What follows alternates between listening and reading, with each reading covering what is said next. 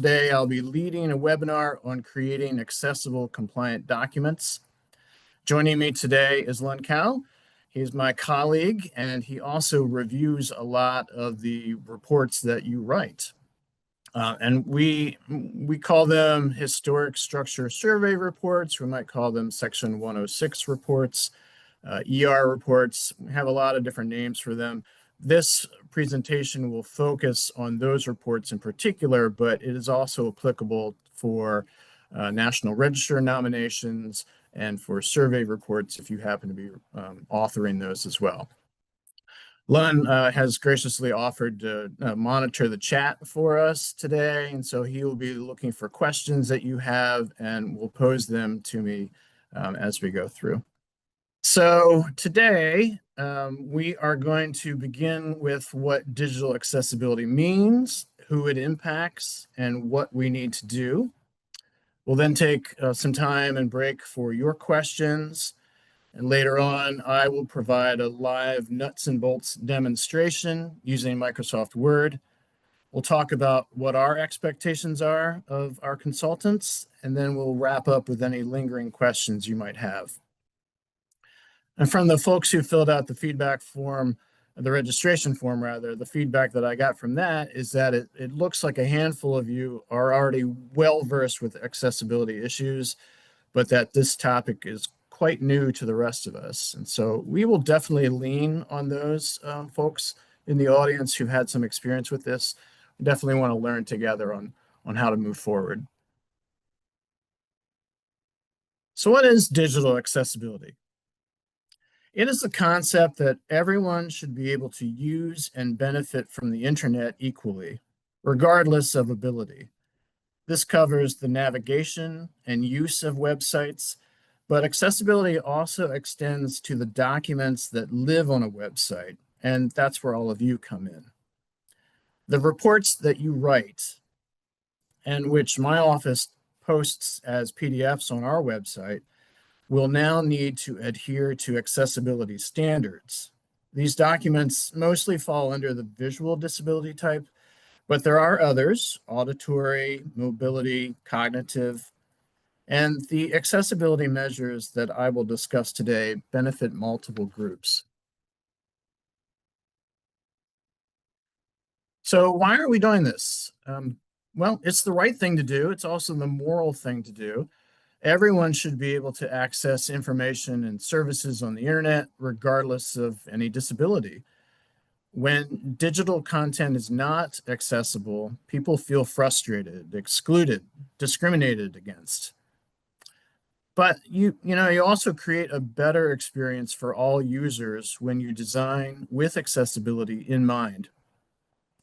Accessibility standards, such as clear layouts, readable text, and consistent navigation, make websites and the documents that live on them, make them better.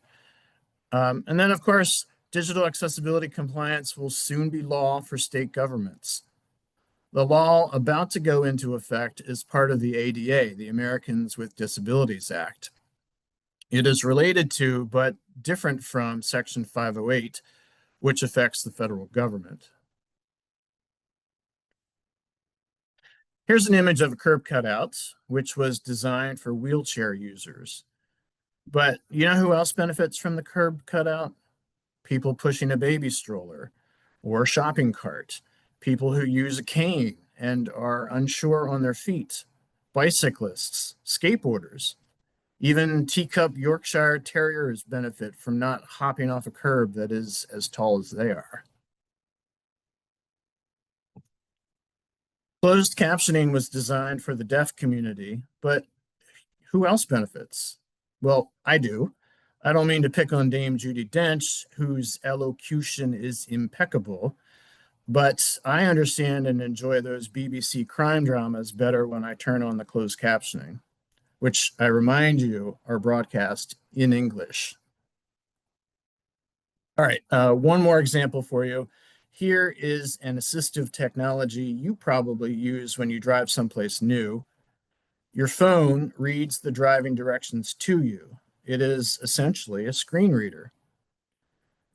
This technology was designed for those with vision impairments, but it's a benefit to everybody.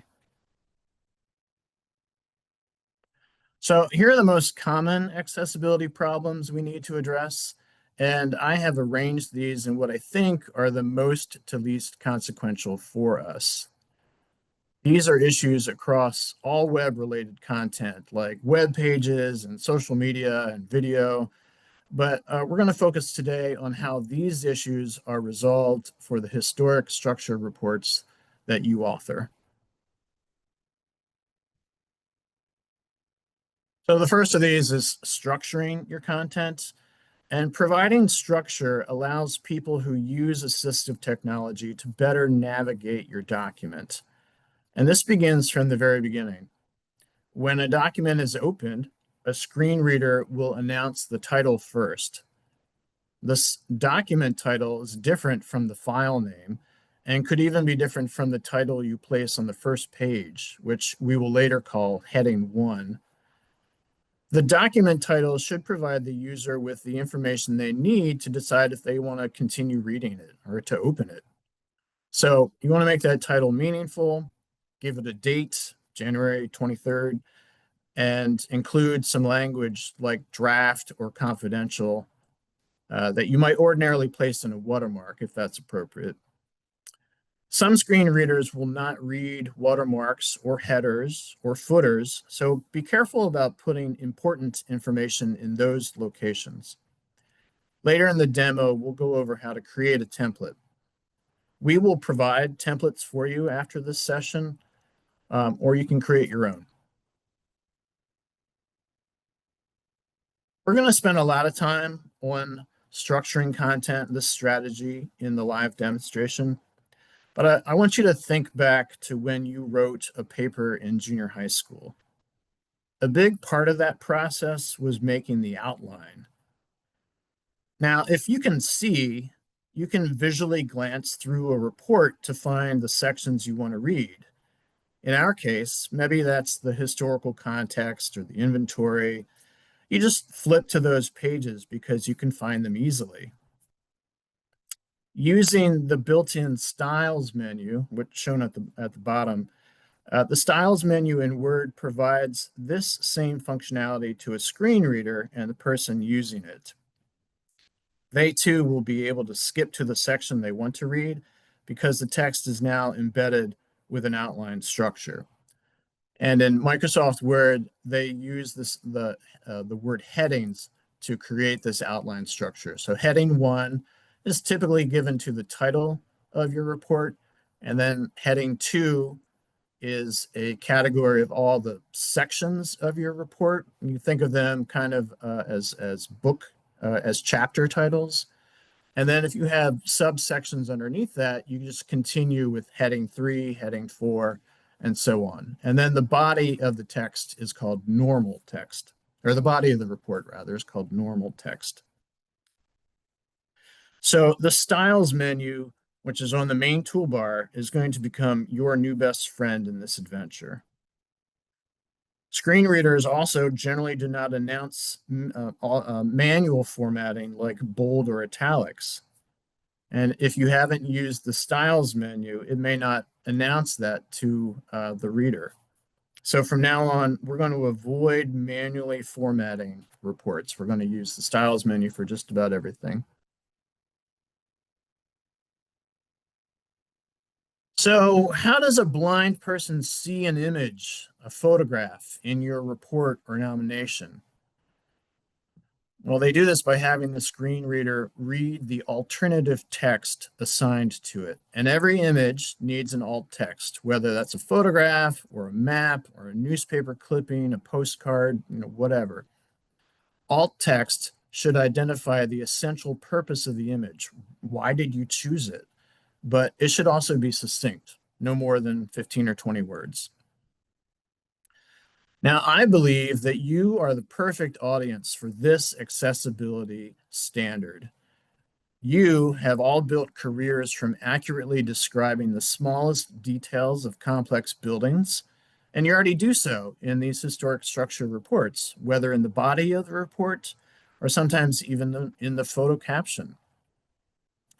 One best practice for alt text is not to be redundant. So if you describe the image in the nearby text of the report, in which in most cases you have already done, you can simply enter the name of the resource as the alt text.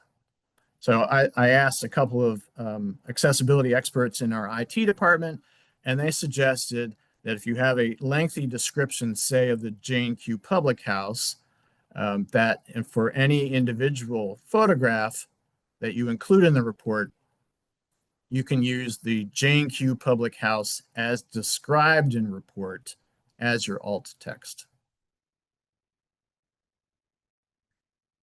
So these alt texts will help inform the screen reader of the presence of an image without repeating information found elsewhere. And I'm going to go over a couple of examples of this in the demonstration.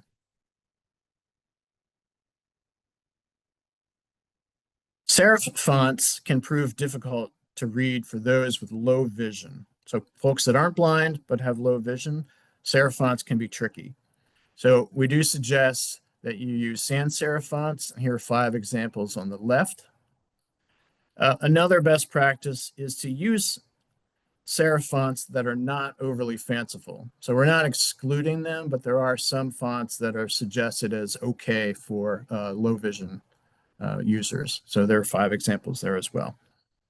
We also recommend that your fonts be at least 10 points in size. Color contrast is unlikely to be a major concern for reports, as you typically only use black text on a white background, but I do want you to be aware of it and how to check for it. So I have listed here, there's a link here to a color contrast checker, and it's looking for the contrast between the text, the color of the text, and the color of the background behind it. And there's a ratio that needs to be adhered to. And in this case, we have an example in this top left or top right image of black text on a light yellow background, and that passes this contrast ratio standard. The image at the bottom left, on the other hand, comes from our own North Carolina State Employee Healthcare website, which helpfully points out that the website colors can be automatically modified to assist low vision users. Unfortunately, the color combination they chose, this dark blue text on a dark green background, is difficult even for me to see. Concerns about color blindness will more likely inform your decisions on map making. One best practice, do not use color alone to convey meaning. Instead, you want to vary your icons or their size as a secondary visual signifier. So we have the HPO Web legend on the right, and this could be improved, but the fact that we have icons that are of different shapes help all users distinguish their categories. And the blue and the pink of the National Register listings and the local landmarks, those features pop out for most colorblind people. I recommend Color Brewer, which I've linked here on the left, as a good website for generating color palettes that are both colorblind safe and printer friendly, if you're concerned about what your reports might look like printed in black and white.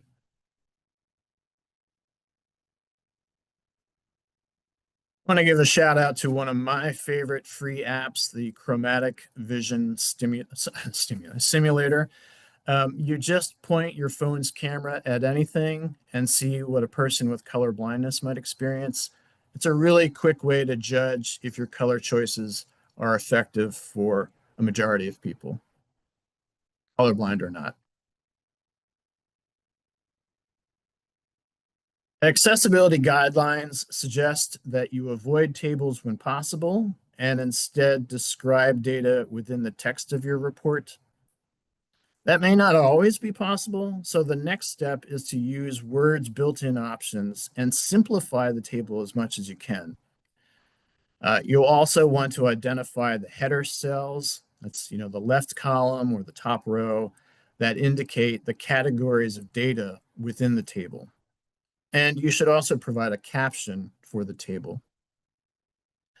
So the dogs and cats table shown here at the top right is not accessible for a few different reasons. One, it's got merged cells across the top. So you can see how the label for dogs and for cats goes across two columns. That's not an accessible feature. It also includes a blank cell for how many dogs Jeff owns. And there's also a repeat of the person names column in the middle. So this table could be improved by removing that middle names column and adding a person label to the top row, which we call a header.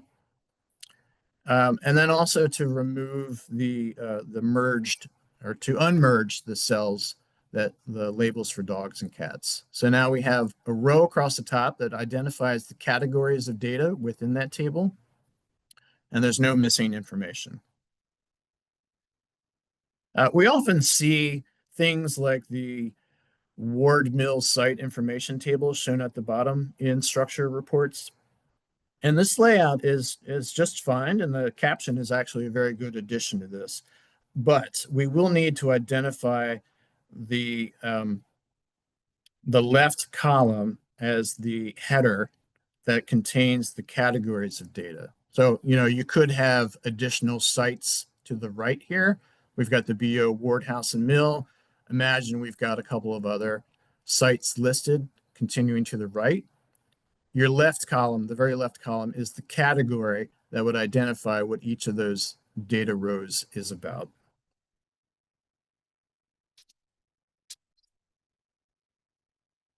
So once more, it is a best practice to take advantage of the tools that Word offers you. So if you are making lists, you don't want to do this manually. You want to use the numbering library that is in the home menu under the paragraph section in Word. And we're going to go over this in more depth in the lab demonstration. But I just want to point out, if you have been creating lists or if you are creating space between items in a list with the enter key, please stop. We're going to use the spacing options that are available to the menu in the menu in the list tool functions of Word. So hyperlinks are more common issue for web pages rather than in the reports that you write. And I know that when you do include hyperlinks, they are generally spelled out and they're in the footnotes, and that is also fine. Two things to note here, though, are that if you use links within the body of a report, you want to use a descriptive hyperlink, and you want to maintain the underlines. Low vision folks rely on the underline to identify text that is hyperlinked, especially when the text color of the link does not vary considerably from the regular text. So what you want to steer away from is using generic read more or click here for links, and instead include some descriptive information within the link.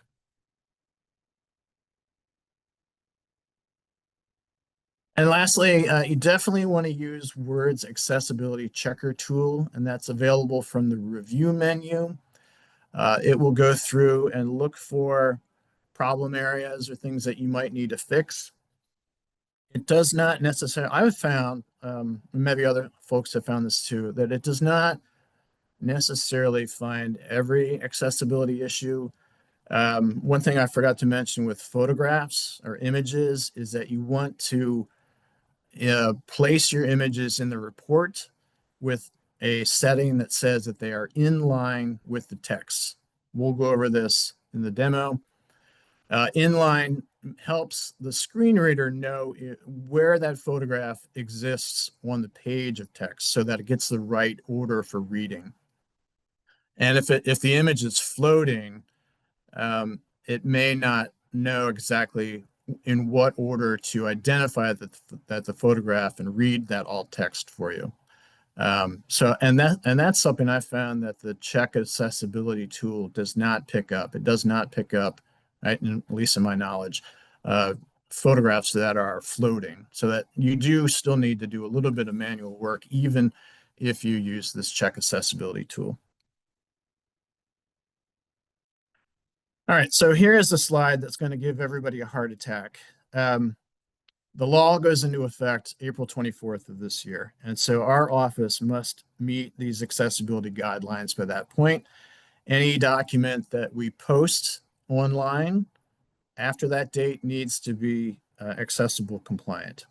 And so we therefore are going to require the delivery of fully accessible documents after March 31st to give us time that are, if there are things in the pipeline that you're working on, that we make sure that we are posting compliant documents by that April 24th date. We are asking if you would send us only the Word document, not a PDF of the document of the report. And this is a bit of a change from the past for our environmental review branch. And we will return reports that are obviously not compliant.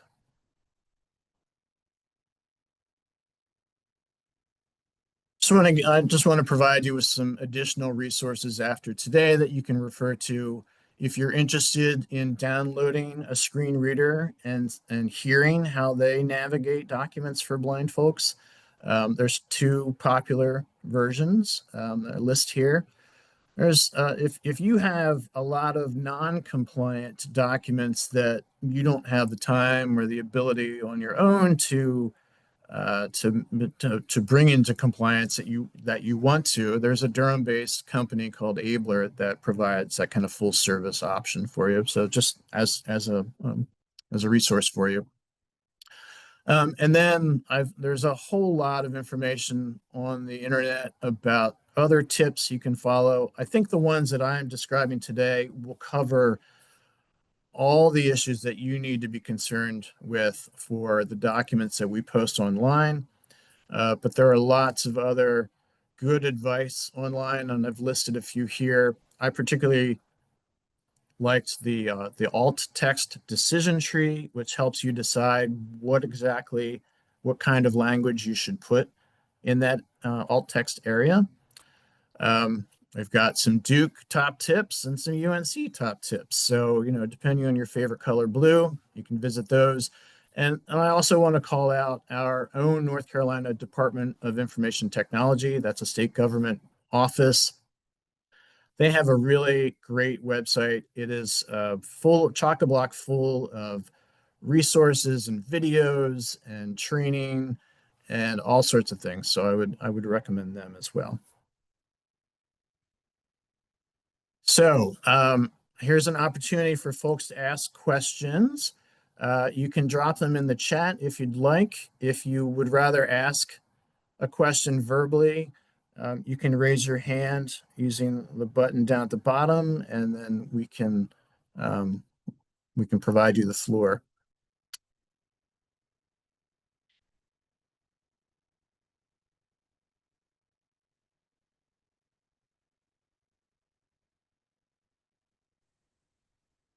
So, Right, Lon, Andy. yeah, Lon.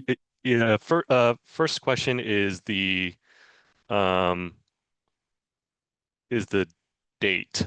So how about reports that are submitted before March 31st, 2026, but we comment after that date, or we require editing after that date? Will they be grandfathered in, or will they need to meet accessibility standards? We may need to discuss that within our group, but I feel like we need to set a date, and we're setting that on March 31st. And so if I feel like they're going to be grandfathered in, and that we can help apply the accessibility measures as we need to if it gets past the April 24th date. All right. And Madeline, yes, we will pick one of the two recordings, whichever is the better of the two, and we will have it posted on our website. And we will have all the guidelines and templates and stuff available. I'll definitely be putting it in the HSSR standard section of our website, which is this one here, which I'm currently editing. but all of the stuff should be available there, or links to get to the videos and such. Let's see. Haley asks, several contractors who support our agency do not use Microsoft Word. Are these guidelines requiring them to shift their way of doing business? Uh, yeah, tell me about the original documents. Like, what are they? Are they HSSRs? Are they something else?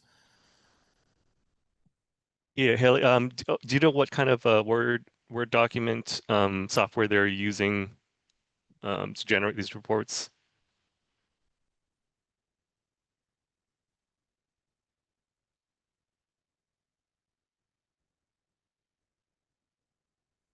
And we can take you off mute, or at least provide you the opportunity to come off mute if you want. I mean, I'll do that right there. Hey, yes.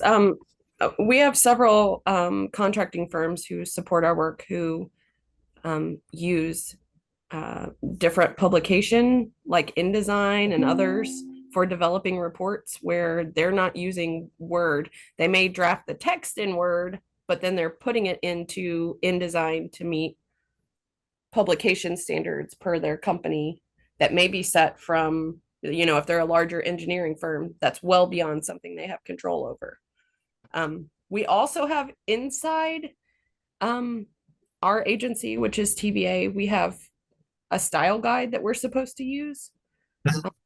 And this is in direct contrast to those requirements in several cases.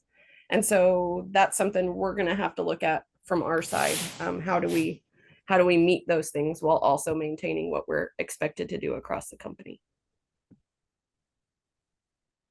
So is the InDesign, I mean, it's used to drop photographs into the reports and other kinds of formatting, or how's Lay that out work? the entire report. Most of the time, it's not just that they're starting with Word and using it to add to it. They're creating a whole new document in InDesign that is used.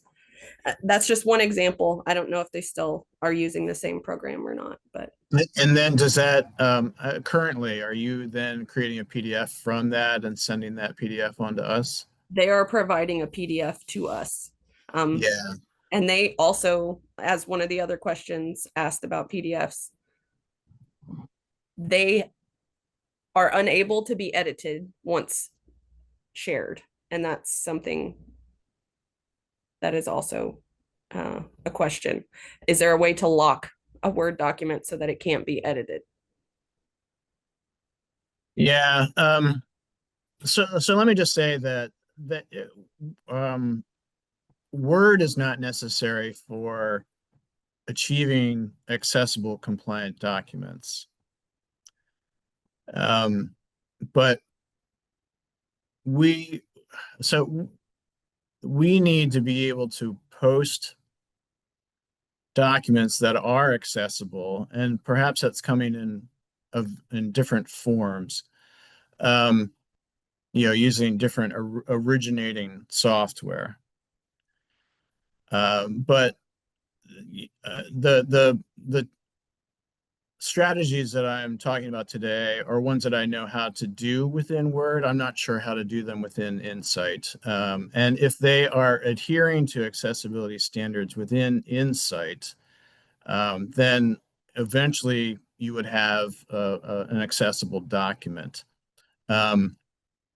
The rub there, though, is that we won't be able to verify that because that's an unfamiliar software to us. So I think maybe I need to take that question back to some folks in my office and discuss this a little more. I do chafe. I mean, for those of you who have worked with me, who know that I'm a GIS guy, I am not a person who likes to mandate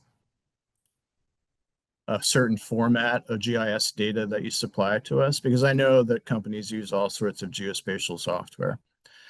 And so it does chafe me a little bit to demand that we need Microsoft Word when we don't really, what we really need is the accessible compliant document at the end, but we need a way to be able, my office needs a way to be able to verify that it is an accessible document before we post it online, because we're the ones at liability once it goes on a website. And I think I saw a question earlier about like, do these accessibility compliance issues apply to all sorts of documents that you submit to the SHPO? And the answer to that one is no. We are only talking about reports that we are going to put online. So these are the National Register nominations, survey reports, and historic structure survey reports. Those are essentially the three categories. So yeah, Andy, yeah. quick.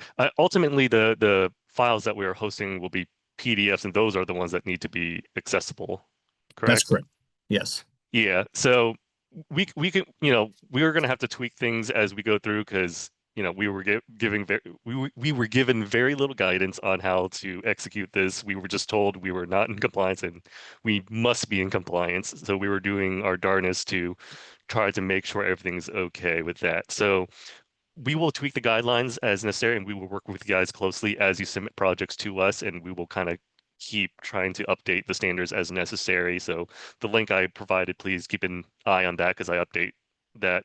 I try to update it as frequently as possible, as well as the date in which I updated it. But some people have concerns about, files and stuff being locked. Yes, ultimately the PDFs that we do host online are locked and cannot be edited.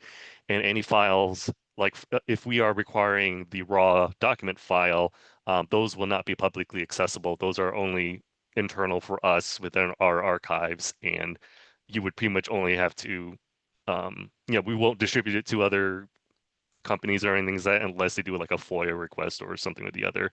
But otherwise, the HSRs that you are providing to us are done due to, federal requirements and state requirements, and therefore we know there's some people have brought up issues about copyright concerns. Like your report technically cannot be copyrighted because it is a document created for public compliance.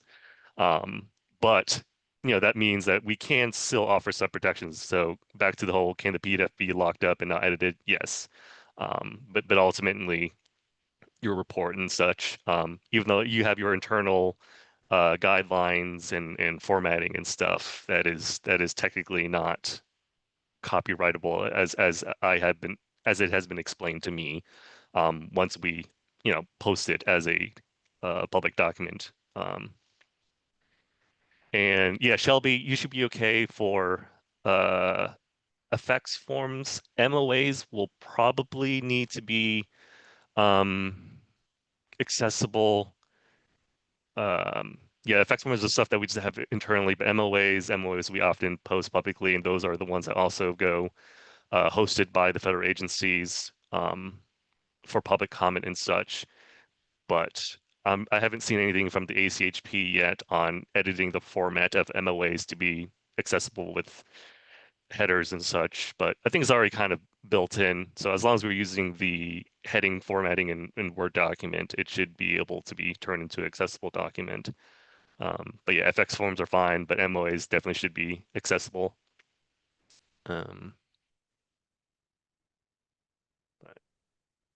Any other questions, Len? List of serif fonts that are accessible from Ellen. Oh, hey, Ellen.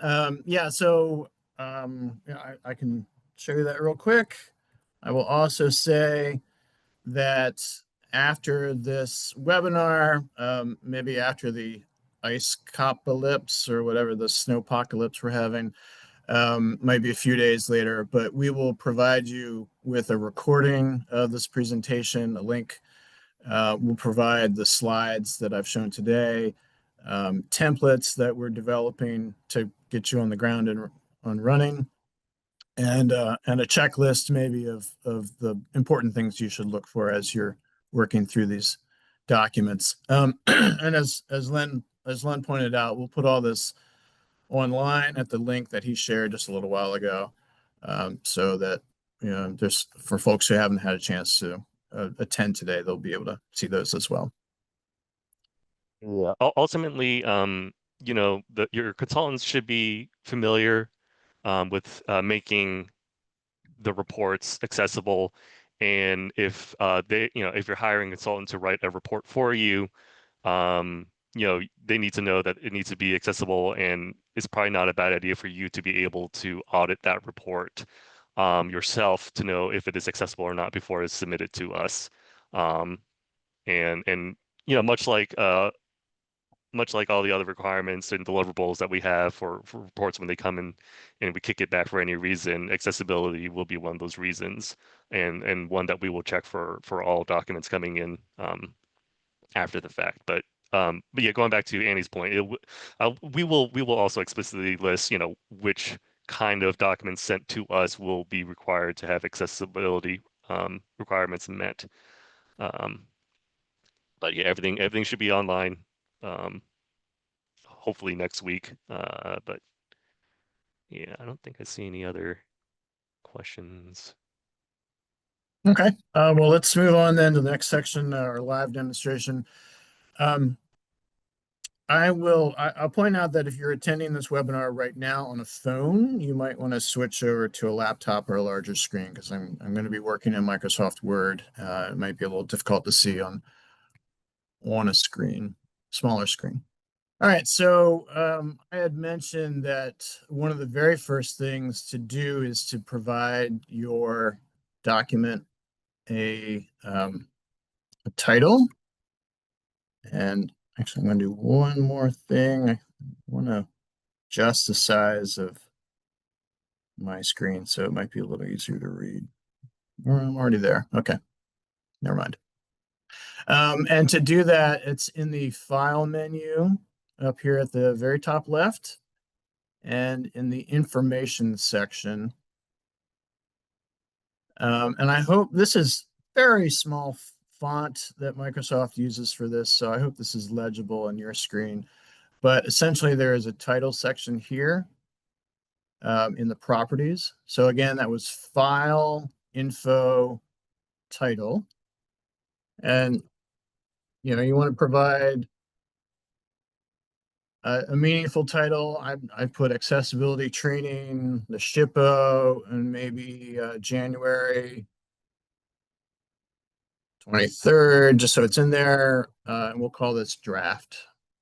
And that's just, we're providing as much information in here for a screen reader to identify the document so that someone who's using it can decide whether or not they want to continue on. The next thing to do is we want to provide a structure to our document. And I know a lot of you are already doing this. I've seen the reports that have come in, and a lot of you are already including these style menus in developing an outline or a navigation for your document, which is great. So this might be old hat for a bunch of you, but for those of you for it's new, we're going to go over this in some depth. It's helpful if you go to the View menu and then click the navigation pane box, and you'll get a new window pane on your left-hand side, which at the moment is empty. And I'm going to, rather than have you watch me type, I'm just going to copy paste some things here.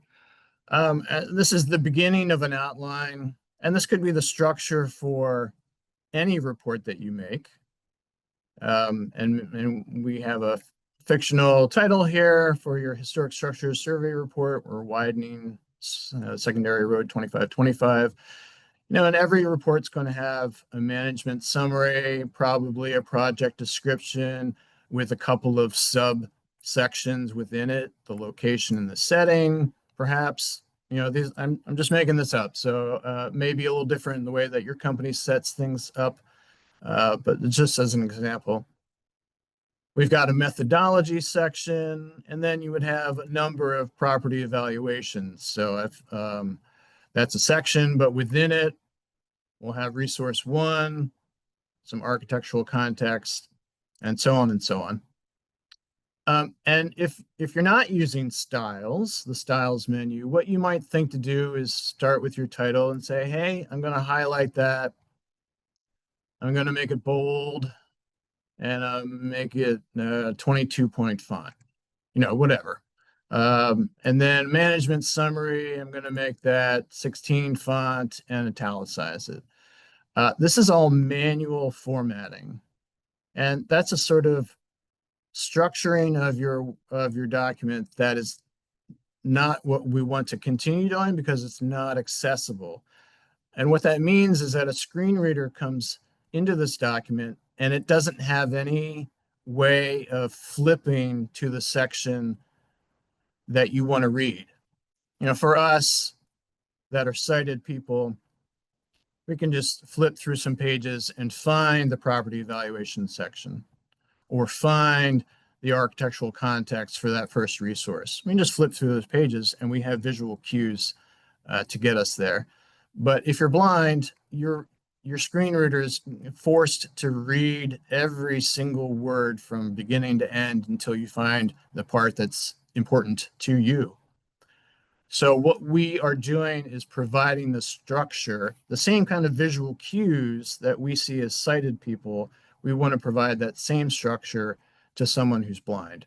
And the way that you do that is with the use of the styles menu. And if you recall on the slide that I showed for structuring content, Microsoft Word uses the word heading to describe the first section. Subsections are heading 2. Subsections of those are heading 3. So that's what we're going to do here. We're going to apply these headings to our various structured components in our outline. And so the title, oddly enough, you don't use the title style for this. A screen reader is mostly expecting the title of your report to be heading number 1, which took a little for me to figure that out. It didn't seem especially intuitive, but so the way that we handle this is you highlight the section of text that is your first heading and click that heading 1 button. And now over here on the navigation pane, you see it's shown up as a heading. That's the only thing that's going to get a heading 1. Everything else is going to get 2 or 3 or lower, depending on how nested into this outline we are. So I'm going to go ahead and say, all right, management summary. That is the first topic in our paper. It's the first book chapter, as you might think of it. So we'll call that heading 2.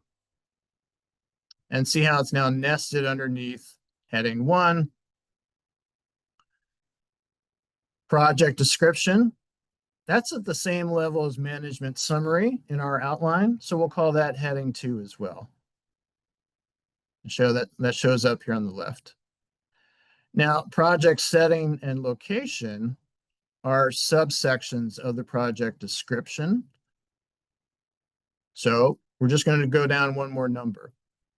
Project description was 2, so that makes these heading 3. And you can see here on the left that it's nesting for you. So I'm just going to quickly apply. These next 2 sections are going to be heading 2. This is going to be heading 3, the resource. And since this is further nested, now we've got heading 4. And even more nesting. So now we got to go to heading 5. We can expand this. Yeah, I'll do that again. We can expand this section with the little arrow here on the right. So I'll go to heading 5.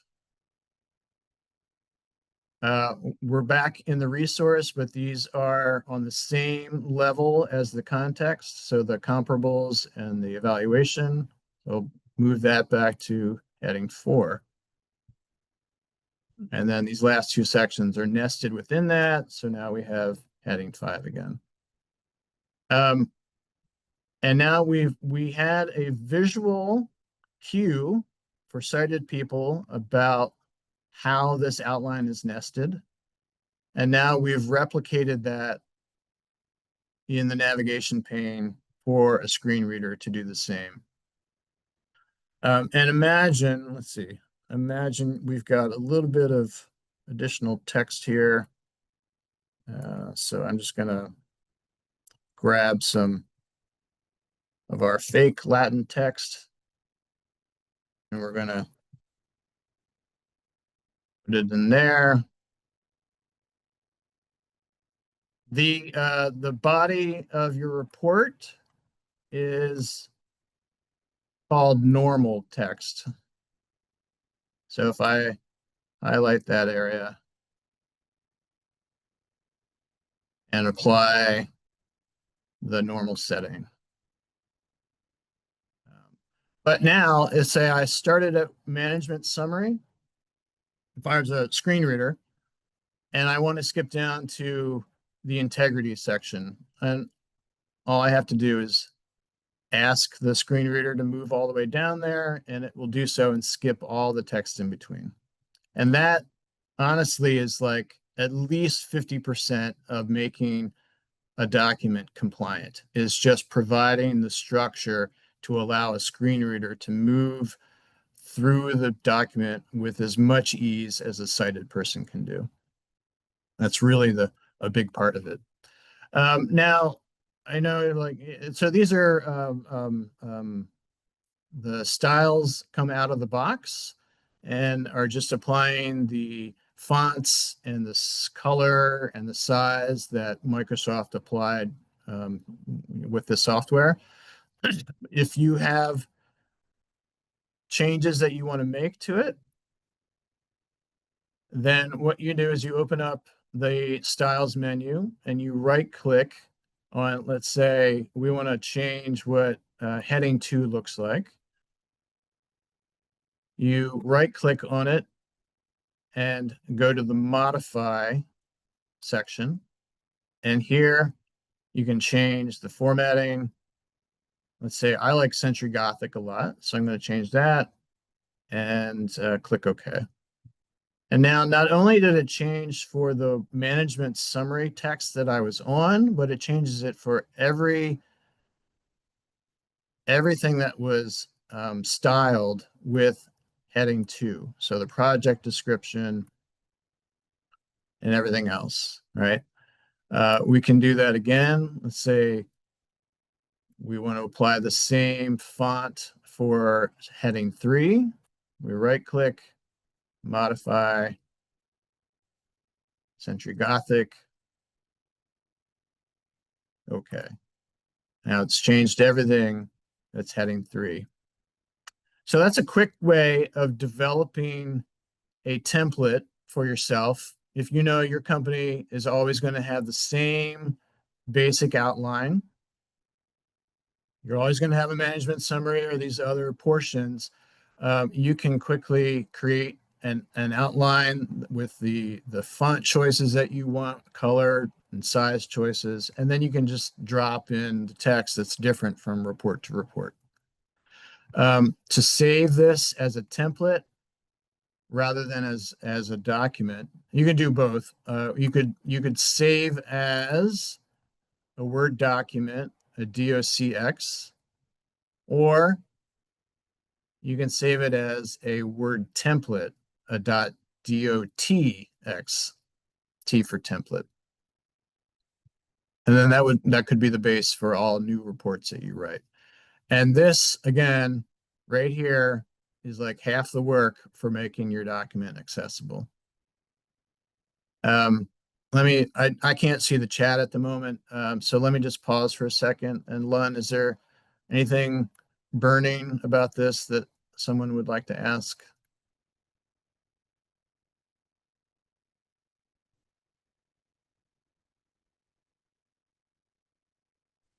Nope, I don't see any new questions. Great.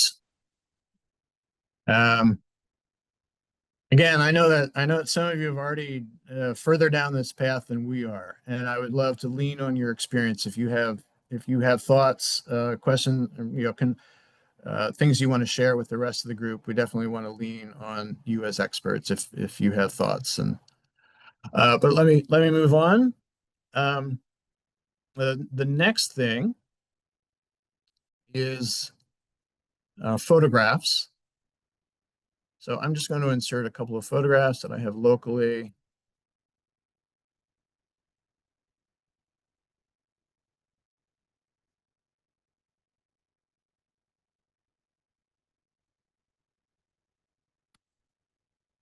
So here we go. I'll start with this one. Now, a lot of your reports are going to include archival information. I see all sorts of newspaper clippings and images like this. They're not necessarily photographs of the historic resource, but are used in the historic context. And these will probably be treated a little differently than the photographs of the historic resources. And I'll tell you what I mean here in a second.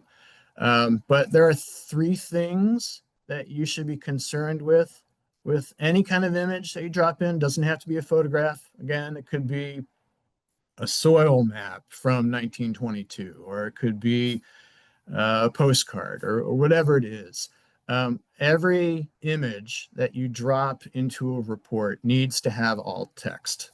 And that is so when a screen reader arrives there, it can provide that information to a person who's blind. And so the three things to concern yourself with are all available from right-clicking on the image.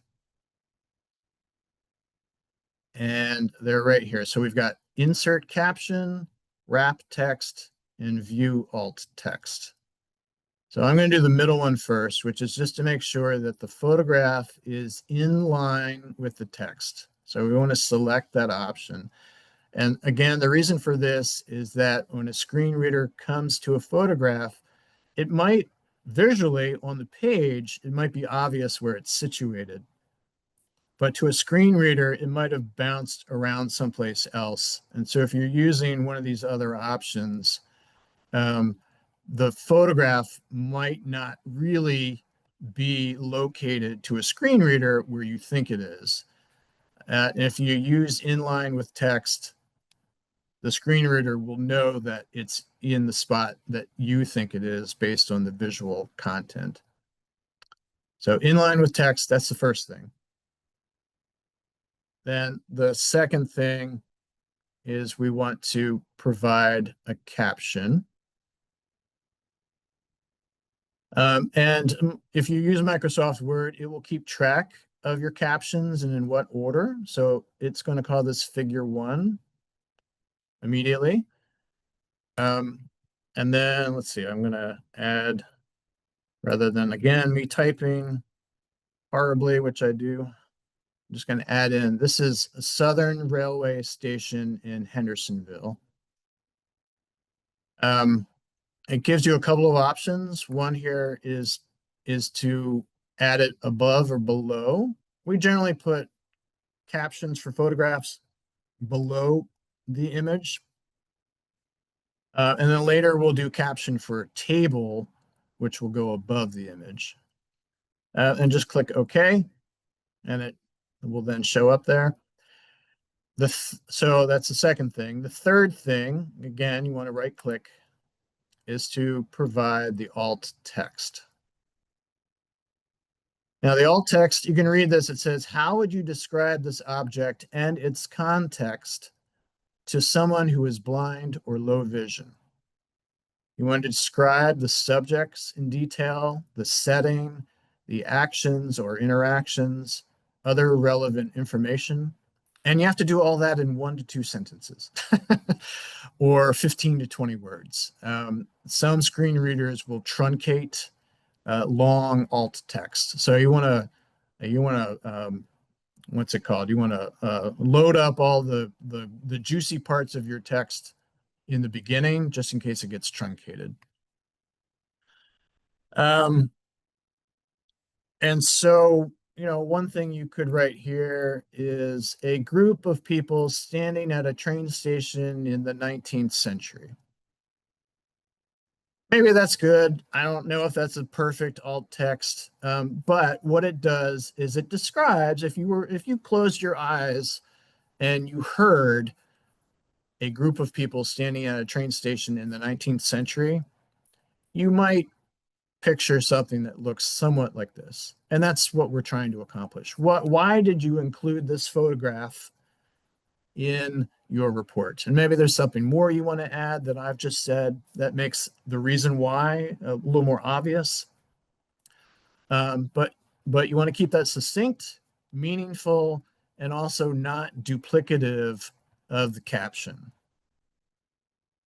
Um, and you might think, well, why am I doing both an alt text and a caption? And we just want to cover all of our bases, right? So the alt text is going to be for blind people.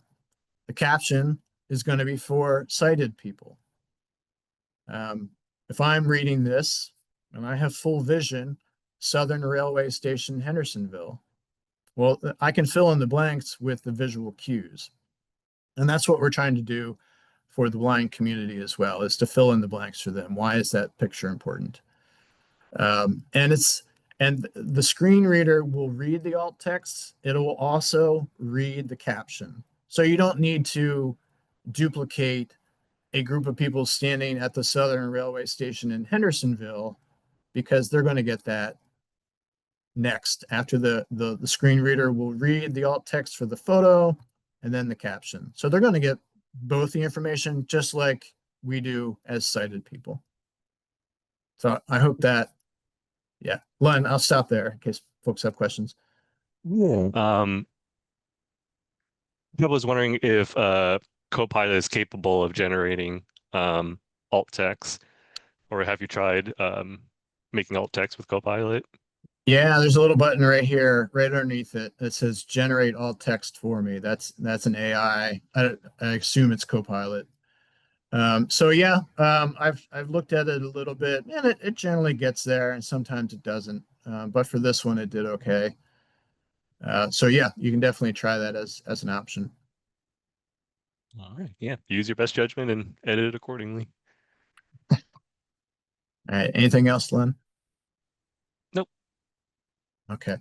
Now let's do the same thing for this photograph, which would be more in the evaluation section of your report, right? This is a photograph of a structure that you've probably already described in great detail in the report. The transom, the side lights, the porch configuration, all of that information. So we're going to treat this one a little differently, but we'll use the same 3 steps.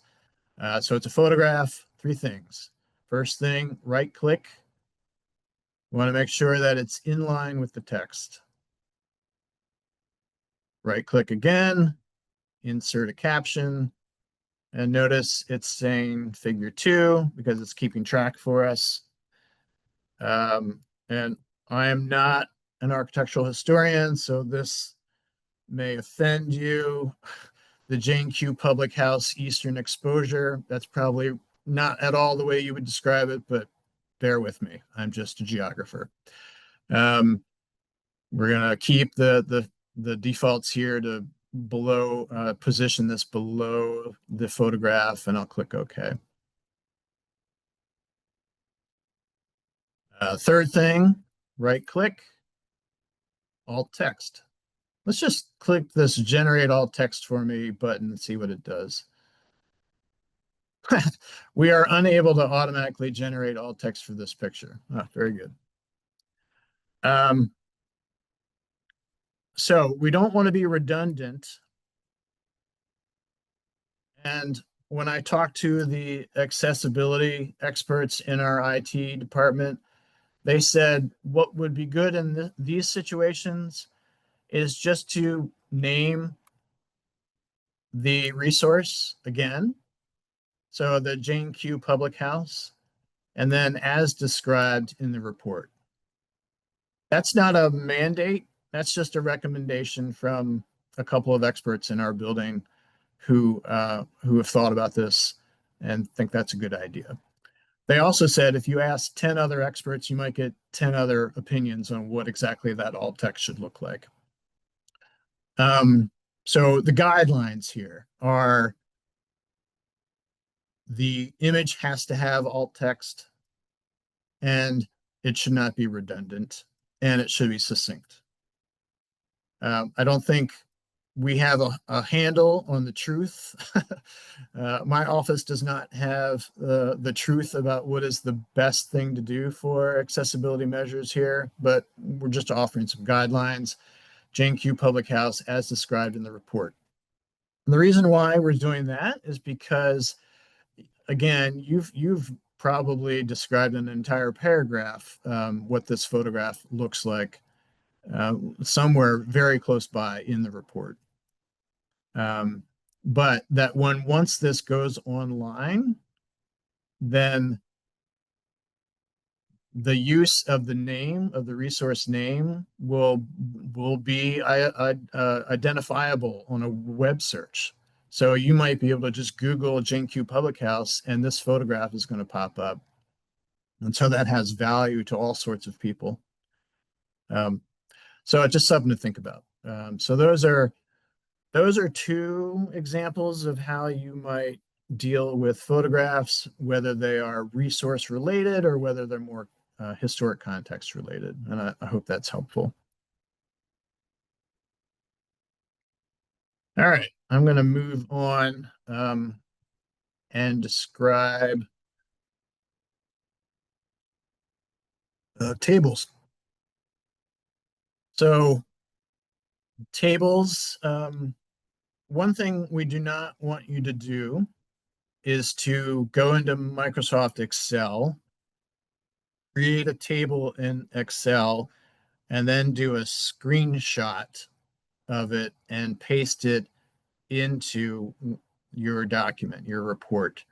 I don't know if anybody does that, but that's not an accessible measure or strategy. Because when you screenshot it, it's now when it's screenshot, it to a screen reader, it's just another image. Like it could be anything. It could be a picture of your cell phone. It could be a logo. It has no idea what the contents of that screenshotted image is. And so it's indescribable to the screen reader. The content, the data content is. And so if you're creating tables in your report, you want to build them using the tools within Microsoft Word. And that's in the insert menu option. And then there's a table button here. And the table allows you to create a table of certain number of columns across and rows down. So I'm just going to do a real quick 2x5 table. Do I even need 2.5? I might just need 2.4. 2.4. Let's go for that. And then, so I see a lot of these, like you're describing, and you're making a table as a visual cue. It's attractive when you've got an individual resource that you're evaluating. So you've got a name, you've got this is why you shouldn't have me type a site number. You've got the location, got the recommendation, and then you are filling that in with the relevant information. So the Jane Q Public House, we've got our site number. You've got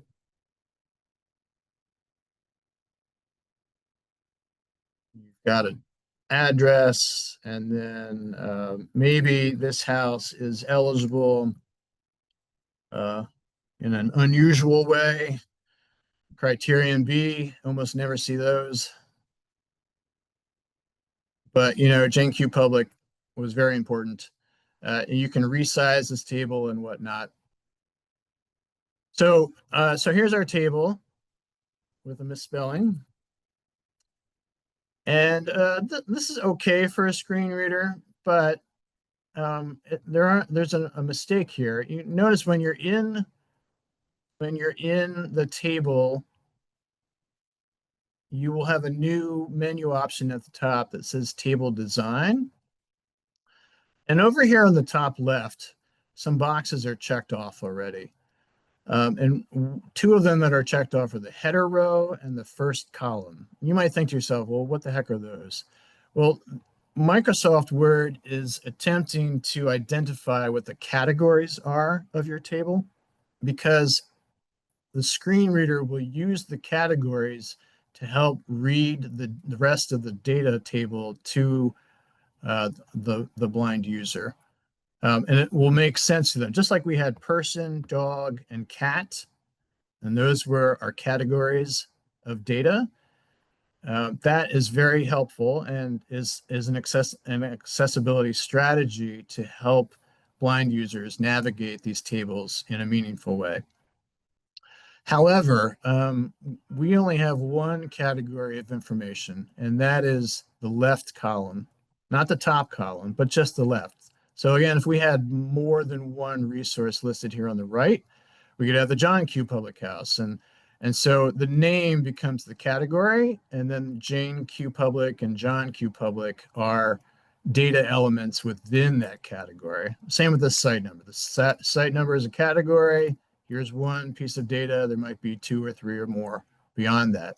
And you're going to have that more probably in your management summary table, which is often, many of you create a management summary table with 10 resources listed and their eligibility recommendations and their names.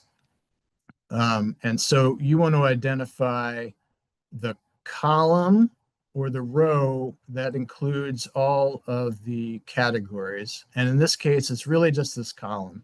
It's not the row, the top row, it's the left column.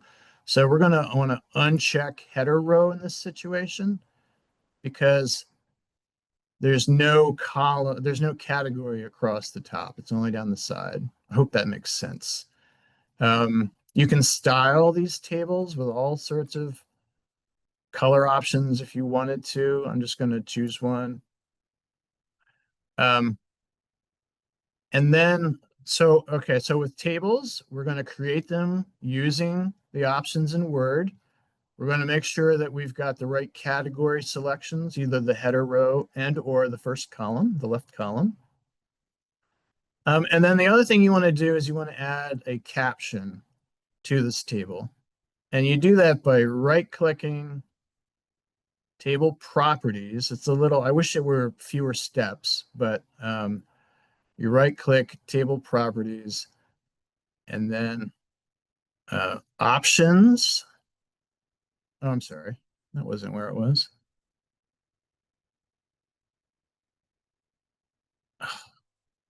I'm sorry. I thought I had this before.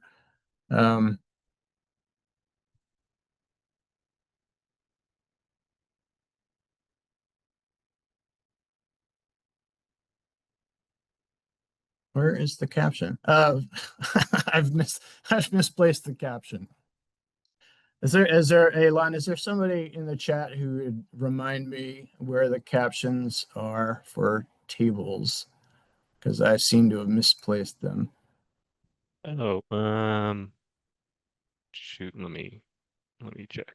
While I'm looking, Clay asked about maps for HSSRs, which are typically, generated with GIS or other software. Is there a portion that covers how maps should be formatted and then posted within a report? Yeah, I mean, if you're just doing a screenshot of HPO Web as an example, I would, you could include some alt text that says that describes maybe the location with a little bit more clarity, just so that it's a person who's blind can benefit from that as well. So Yeah, your as far as I can tell, yeah, go ahead. Oops, sorry. Yeah, I'm pretty sure maps are just like photographs. Ultimately, you should make it visually readable and stuff like that, but it just needs a simple alt text, map of historic resources on a satellite map or something. Just a very basic descriptor. Yeah, But yeah. otherwise, most of the maps that we see in HSR reports are perfectly fine, or archaeological reports, they're perfectly fine. But it's just knowing to have an alt text for them. Yeah, that's right. That's Um, exactly. There we go. yeah, and yeah, it's either you can right click the table or on the top ribbon under Yeah. references, there's the insert caption. Um, Very good. Yeah, so I kept clicking on the table itself. You can right click on this little box here above the table, and then you have the insert caption. That's what I was missing. Thank you for all your help, everybody. Um, so here, now our caption says figure 3. That's because it assumes that this is still a photograph. I don't know why, or a figure of some sort. We can change this drop down now to table. And now it identifies it as table 1. So yeah, that's what we want. We want to identify this as a table. We're going to add some text here and click OK and have it appear above the table. So the J&Q Public House site information table. And this caption will be read first. Actually, I think you can actually, add alt text to a table. But the order in which things are read by the screen reader will be the table caption at the top, and then the contents of the table. And then if you've included a caption at the bottom instead, it will read that third. So that's kind of why we like to put captions at the top, because then a person who's using a screen reader can decide for themselves if they want to bother reading through all the elements of the table, or if they just want to skip to the next section. And these captions and whatnot provide the same kind of structural outlining that allow screen readers to skip sections just the same way that we see here on the navigation on the left, if that makes sense. All right, I'm going to do just a couple more things. One is to insert a list. I don't know how often people use lists in our reports. I don't think it's a very critical thing. Certainly, your outline and your photographs and these tables are probably the 3 biggest issues regarding accessibility for you. But again, you want to use the tools that Microsoft Word provides you. So as an example, what you don't want to do is say crops associated with the public family farm, and then we're just going to add apples and corn and tobacco, and we're going to try to mess with the spacing here. Like, oh, I want it a little more spacing when I use the enter key. That's not what we're not going to do, hopefully. And instead, you want to use the list options that are available in the home menu under the paragraph section. And I'm sorry if I'm belaboring this, if this is old hat for a lot of people, but these are the strategies we want to follow to make sure that these documents are accessible. So if I highlight the items in the list, then I can come up here to the paragraph section and apply some sort of unordered or bulleted, as it's called. So we can do that. If these are, say, we'll do additional subcategories. So we've got Granny Smith and Red Delicious, and I spell right. Under tobacco, we've got Burley and Bright Leaf. And of course, if you want to put those in subsection, you use the tab key. Same for Burley and Brightleaf. And then, that's using just a bulleted list, but let's say, for instance, that we want to order them in volume produced. Well, now we can maybe change it to a numbered list instead. Like that. So that's the advice, is just don't make lists using your enter key, but rather use the options available to you up here in the paragraph section. And then again, with the hyperlinks,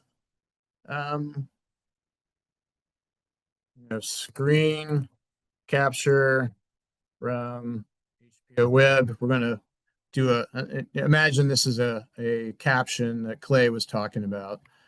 And what we don't want to do is say, click here. We just want to embed that link within the important part of your, whatever it is that you're typing in here. Those are just a handful of the methods that we're going to use. And actually, most of the methods that we're going to use, I would say, like, this structuring really is 50 to 70% of the work that you'll need to do to make something accessible. And then the photographs are probably another 20%. And getting those alt texts. And then everything else, as tables, might just be 5 to 10% of your work. So I'm hoping that that this is not as onerous as it might appear, and that it's simpler. And we're going to work out the InDesign issues and whatnot. But if you are comfortable with Word, Word has really got a lot of functionality in it that makes it quite simple, I think, to create accessible documents. The last thing you want to check here is to go to the review menu and then check accessibility, and you will get any kind of issues.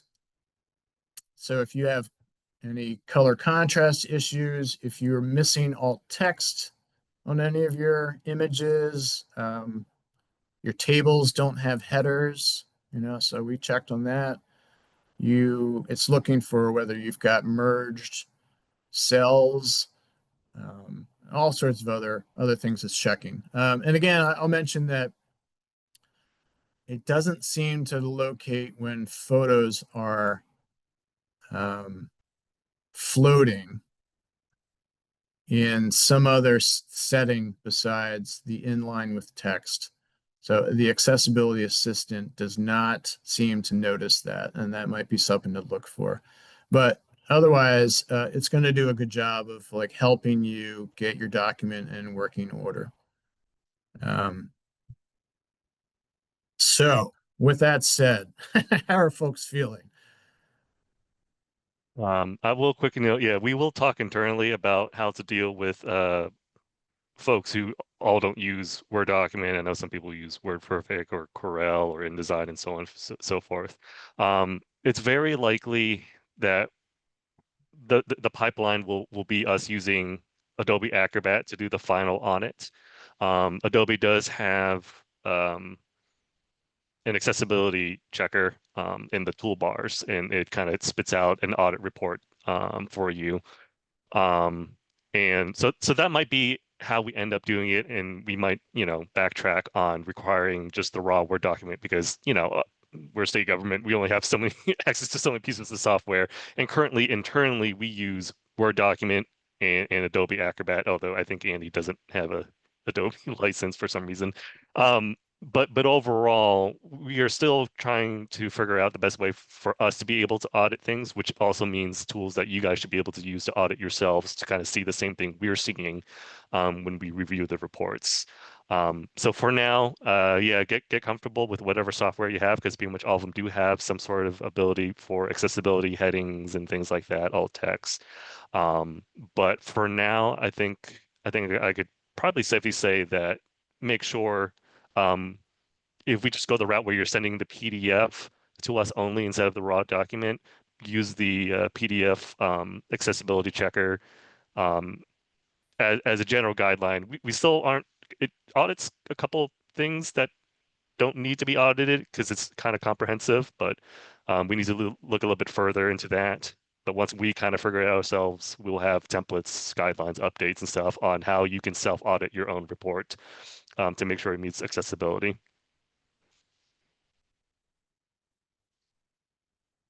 Are there other questions folks want to ask? I do want to point out, you're the front line on this issue, and we really appreciate all the work that you have been putting in crafting these reports and that you will continue to put in making them accessible. It's important work, and it's soon about to be law, that we want to make sure that everything that the state government puts online is usable by all people. And I mean, you should, and I hope you feel that way too, that the reports that you spend so much time in creating and crafting are inaccessible or not very accessible to a good chunk of folks who are blind or low vision, simply because the screen readers are cumbersome if you don't have that structure in place, or if you don't have the alt text in place or these other strategies and measures, that it's not a pleasant experience to try to read the report that you spent so much time on. So we just want to make sure that we are serving all of our constituents, and this is the way we're going to get there. So I want to extend my appreciation for the work that you do.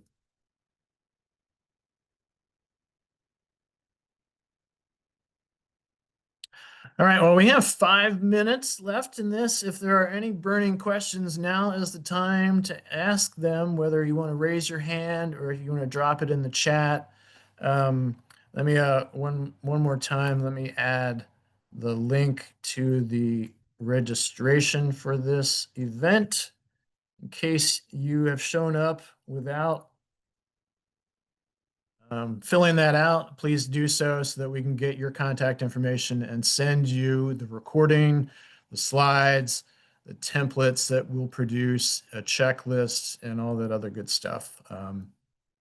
But otherwise, I'm happy to return 4 minutes to your day. But we'll stick around in case you do have questions. But thank you so much for your attendance.